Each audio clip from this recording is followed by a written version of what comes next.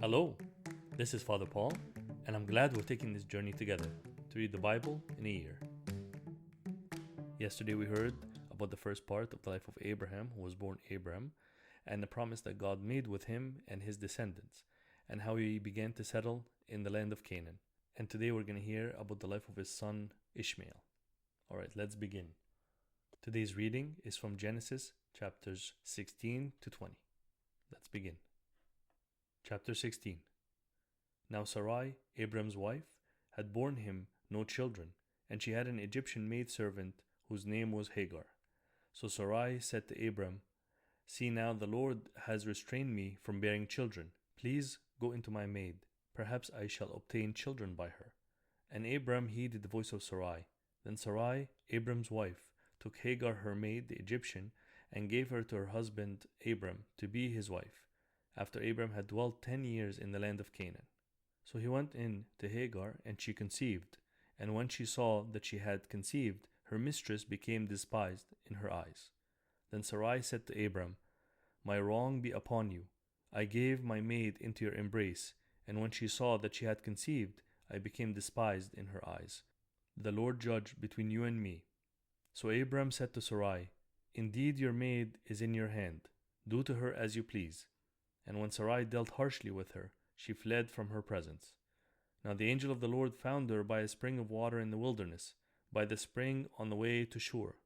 And he said, "Hagar, Sarai's maid, where have you come from, and where are you going?" She said, "I am fleeing from the presence of my mistress Sarai." The angel of the Lord said to her, "Return to your mistress, and submit yourself under her hand." Then the angel of the Lord said to her, "I will multiply your descendants exceedingly, so that they shall not be counted for multitude." And the angel of the Lord said to her, "Behold, you are with child, and you shall bear a son. You shall call his name Ishmael, because the Lord has heard your affliction. He shall be a wild man. His hand shall be against every man, and every man's hand against him, and he shall dwell in the presence of all his brethren." Then she called the name of the Lord who spoke to her, "You are the God who sees." For she said, "Have I also here seen him who sees me?" Therefore the well was called Bir Lahai Roi. Observe, it is between Kadesh and Bered. So Hagar bore Abram a son, and Abram named his son, whom Hagar bore, Ishmael. Abram was 86 years old when Hagar bore Ishmael to Abram. Chapter 17. When Abram was 99 years old, the Lord appeared to Abram and said to him, "I am Almighty God. Walk before me and be blameless, and I will make my covenant between me and you, and will multiply you exceedingly." Then Abram fell on his face, and God talked with him, saying, "As for me, behold, my covenant is with you, and you shall be a father of many nations. No longer shall your name be called Abram, but your name shall be Abraham, for I have made you a father of many nations. I will make you exceedingly fruitful, and I will make nations of you, and kings shall come from you, and I will establish my covenant between me and you and your descendants after you in their generations, for an everlasting covenant, to be God to you and your descendants after you. Also I give to you and your descendants after you the land in which you are a stranger, all the land of Canaan, as an everlasting possession, and I will be their God." And God said to Abraham, "As for you, you shall keep my covenant, you and your descendants after you throughout their generations. This is my covenant, which you shall keep, between me and you and your descendants after you. Every male child among you shall be circumcised, and you shall be circumcised in the flesh of your foreskins, and it shall be a sign of the covenant between me and you. He who is 8 years old among you shall be circumcised, every male child in your generations, he who is born in your house, or bought with money from any foreigner who is not your descendant. He who is born in your house, and he who is bought with your money must be circumcised. And my covenant shall be in your flesh for an everlasting covenant. And the uncircumcised male child who is not circumcised in the flesh of his foreskin, that person shall be cut off from his people. He has broken my covenant." Then God said to Abraham, "As for Sarai your wife, you shall not call her name Sarai, but Sarah shall be her name. And I will bless her, and also give you a son by her. Then I will bless her, and she shall be a mother of nations. Kings of peoples shall be from her. Then Abram fell on his face and laughed, and said in his heart, Shall a child be born to a man who is 100 years old? And shall Sarah, who is 90 years old, bear a child? And Abram said to God, Oh, that Ishmael might live before you.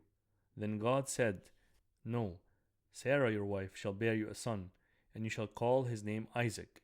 I will establish my covenant with him for an everlasting covenant, and with his descendants after him. And as for Ishmael, I have heard you. Behold, I have blessed him, and will make him fruitful, and will multiply him exceedingly. He shall beget 12 princes, and I will make him a great nation. But my covenant I will establish with Isaac, whom Sarah shall bear to you at this set time next year. Then he finished talking with him, and God went up from Abraham. So Abraham took Ishmael his son, all who were born in his house, and all who were bought with his money, every male among the men of Abraham's house, and circumcised the flesh of their foreskins that very same day, as God had said to him. Abraham was 99 years old when he was circumcised in the flesh of his foreskin, and Ishmael his son was 13 years old when he was circumcised in the flesh of his foreskin. That very same day Abraham was circumcised, and his son Ishmael, and all the men of his house, born in the house or bought with money from a foreigner, were circumcised with him. Chapter 18. Then the Lord appeared to him by the terebinth trees of Mamre, as he was sitting in the tent door in the heat of the day. So he lifted his eyes and looked, and behold, 3 men were standing by him. And when he saw them, he ran from the tent door to meet them, and bowed himself to the ground, and said, My Lord, if I have now found favor in your sight, do not pass on by your servant. Please, let a little water be brought, and wash your feet, and rest yourselves under the tree, and I will bring a morsel of bread, that you may refresh your hearts. After that you may pass by, inasmuch as you have come to your servant. They said, Do as you have said. So Abraham hurried into the tent to Sarah, and said, Quickly, make ready 3 measures of fine meal, knead it, and make cakes. And Abraham ran to the herd, took a tender good calf, gave it to a young man, and he hastened to prepare it. So he took butter and milk, and the calf which he had prepared, and set it before them, and he stood by them under the tree as they ate. Then they said to him, Where is Sarah your wife? So he said, Here in the tent. And he said, I will certainly return to you according to the time of life, and behold, Sarah your wife shall have a son. Sarah was listening in the tent door, which was behind him. Now Abraham and Sarah were old, well advanced in age, and Sarah had passed the age of childbearing. Therefore Sarah laughed within herself, saying, After I have grown old, shall I have pleasure, my Lord being old also? And the Lord said to Abraham, Why did Sarah laugh, saying, Shall I surely bear a child, since I am old? Is anything too hard for the Lord? At the appointed time I will return to you, according to the time of life, and Sarah shall have a son. But Sarah denied it, saying, I did not laugh, for she was afraid. And he said, No, but you did laugh. Then the men rose from there, and looked toward Sodom, and Abraham went with them to send them on the way. And the Lord said, Shall I hide from Abraham what I am doing? Since Abraham shall surely become a great and mighty nation, and all the nations of the earth shall be blessed in him. For I have known him, in order that he may command his children and his household after him, that they keep the way of the Lord, to do righteousness and justice, that the Lord may bring to Abraham what he has spoken to him. And the Lord said, Because the outcry against Sodom and Gomorrah is great, and because their sin is very grave, I will go down now and see whether they have done altogether according to the outcry against it that has come to me, and if not, I will know. Then the men turned away from there and went toward Sodom. But Abraham still stood before the Lord. And Abraham came near and said, Would you also destroy the righteous with the wicked? Suppose there were 50 righteous within the city. Would you also destroy the place and not spare it for the 50 righteous that were in it? Far be it from you to do such a thing as this, to slay the righteous with the wicked, so that the righteous should be as the wicked. Far be it from you. Shall not the judge of all the earth do right? So the Lord said, If I find in Sodom 50 righteous within the city, then I will spare all the place for their sakes. Then Abraham answered and said, Indeed now, I who am but dust and ashes have taken upon myself to speak to the Lord. Suppose there were 5 less than the 50 righteous. Would you destroy all the city for lack of 5? So he said, If I find there 45, I will not destroy it. And he spoke to him yet again, and said, Suppose there should be 40 found there. So he said, I will not do it for the sake of 40. Then he said, Let not the Lord be angry, and I will speak. Suppose 30 should be found there. So he said, I will not do it if I find 30 there. And he said, Indeed, now I have taken upon myself to speak to the Lord. Suppose 20 should be found there. So he said, I will not destroy it for the sake of 20. Then he said, Let not the Lord be angry, and I will speak but once more. Suppose 10 should be found there. And he said, I will not destroy it for the sake of 10. So the Lord went his way as soon as he had finished speaking with Abraham, and Abraham returned to his place. Chapter 19. Now the two angels came to Sodom in the evening, and Lot was sitting in the gate of Sodom. When Lot saw them, he arose to meet them, and he bowed himself with his face toward the ground. And he said, Hear now, my lords, please turn into your servant's house and spend the night, and wash your feet. Then you may rise early and go on your way. And they said, No, but we will spend the night in the open square. But he insisted strongly. So they turned into him and entered his house. Then he made them a feast and baked unleavened bread, and they ate. Now before they lay down, the men of the city, the men of Sodom, both old and young, all the people from every quarter, surrounded the house. And they called to Lot and said to him, Where are the men who came to you tonight? Bring them out to us, that we may know them carnally. So Lot went out to them through the doorway, shut the door behind him, and said, Please, my brethren, do not do so wickedly. See now, I have 2 daughters who have not known a man. Please, let me bring them out to you, and you may do to them as you wish. Only do nothing to these men, since this is the reason they have come under the shadow of my roof. And they said, Stand back. Then they said, This one came in to stay here, and he keeps acting as a judge. Now we will deal worse with you than with them.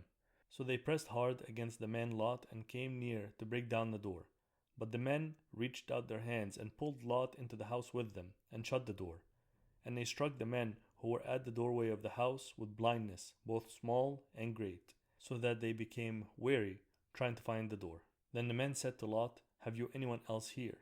Son-in-law, your sons, your daughters, and whomever you have in the city, take them out of this place, for we will destroy this place, because the outcry against them has grown great before the face of the Lord, and the Lord has sent us to destroy it. So Lot went out and spoke to his sons-in-law, who had married his daughters, and said, Get up, get out of this place, for the Lord will destroy this city. But to his sons-in-law he seemed to be joking. When the morning dawned, the angels urged Lot to hurry, saying, Arise, take your wife and your 2 daughters, who are here, lest you be consumed in the punishment of the city. And while he lingered, the men took hold of his hand, his wife's hand, and the hands of his 2 daughters, the Lord being merciful to him. And they brought him out and set him outside the city. So it came to pass, when they had brought them outside, that he said, Escape for your life. Do not look behind you, nor stay anywhere in the plain. Escape to the mountains, lest you be destroyed. Then Lot said to them, Please know, my lords, indeed now your servant has found favor in your sight, and you have increased your mercy, which you have shown me by saving my life. But I cannot escape to the mountains, lest some evil overtake me, and I die. See now, this city is near enough to flee to, and is a little one. Please let me escape there, and my soul shall live. And he said to him, See, I have favored you concerning this thing also, in that I will not overthrow the city for which you have spoken. Hurry, escape there, for I cannot do anything until you arrive there. Therefore the name of the city was called Zoar. The sun had risen upon the earth when Lot entered Zoar. Then the Lord rained brimstone and fire on Sodom and Gomorrah from the Lord out of the heavens. So he overthrew those cities, all the plain, all the inhabitants of the cities, and what grew on the ground. But his wife looked back behind him, and she became a pillar of salt. And Abraham went early in the morning to the place where he had stood before the Lord. Then he looked toward Sodom and Gomorrah, and toward all the land of the plain. And he saw, and behold, the smoke of the land, which went up like the smoke of a furnace. And it came to pass, when God destroyed the cities of the plain, that God remembered Abraham, and sent Lot out of the midst of the overthrow, when he overthrew the cities in which Lot had dwelt. Then Lot went up out of Zoar, and dwelt in the mountains, and his 2 daughters were with him. For he was afraid to dwell in Zoar, and he and his 2 daughters dwelt in a cave. Now the firstborn said to the younger, Our father is old, and there is no man on the earth to come to us as the custom of all the earth. Come, let us make our father drink wine, and we will lie with him, that we may preserve the lineage of our father. So they made their father drink wine that night, and the firstborn went in and lay with her father, and he did not know when she lay down or when she arose. It happened on the next day that the firstborn said to the younger, Indeed, I lay with my father last night. Let us make him drink wine tonight also, and you go in and lie with him, that we may preserve the lineage of our father. Then they made their father drink wine that night also, and the younger arose and lay with him, and he did not know when she lay down or when she arose.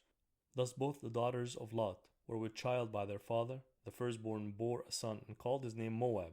He is the father of the Moabites to this day. And the younger, she also bore a son, and called his name Ben-Ami. He is the father of the people of Ammon to this day. Chapter 20. And Abraham journeyed from there to the south, and dwelt between Kadesh and Shur, and stayed in Gerar. Now Abraham said of Sarah his wife, She is my sister. And Abimelech king of Gerar sent and took Sarah.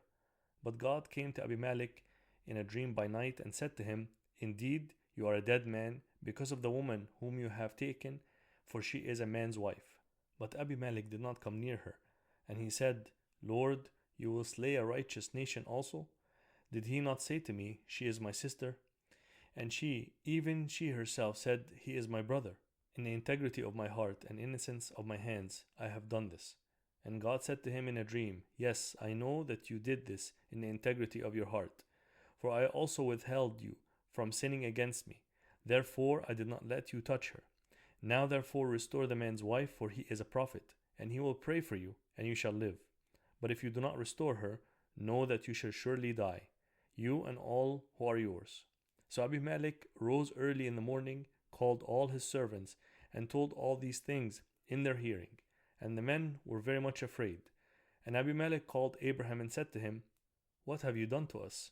How have I offended you, that you have brought on me and on my kingdom a great sin? You have done deeds to me that ought not to be done. Then Abimelech said to Abraham, What did you have in view that you have done this thing? And Abraham said, Because I thought, surely the fear of God is not in this place, and they will kill me on account of my wife. But indeed, she is truly my sister. She is the daughter of my father, but not the daughter of my mother. And she became my wife. And it came to pass, when God caused me to wander from my father's house, that I said to her, This is your kindness that you should do for me. In every place, wherever we go, say of me, He is my brother. Then Abimelech took sheep, oxen, male and female servants, and gave them to Abraham, and restored Sarah his wife to him.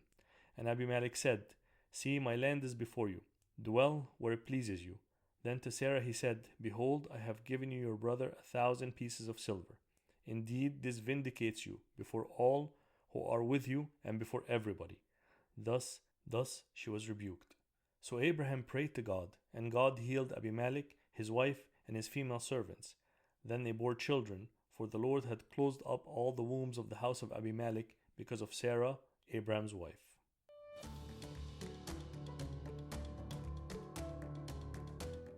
I hope you enjoyed today's reading as much as I did, and I look forward to seeing you again tomorrow to continue on our journey.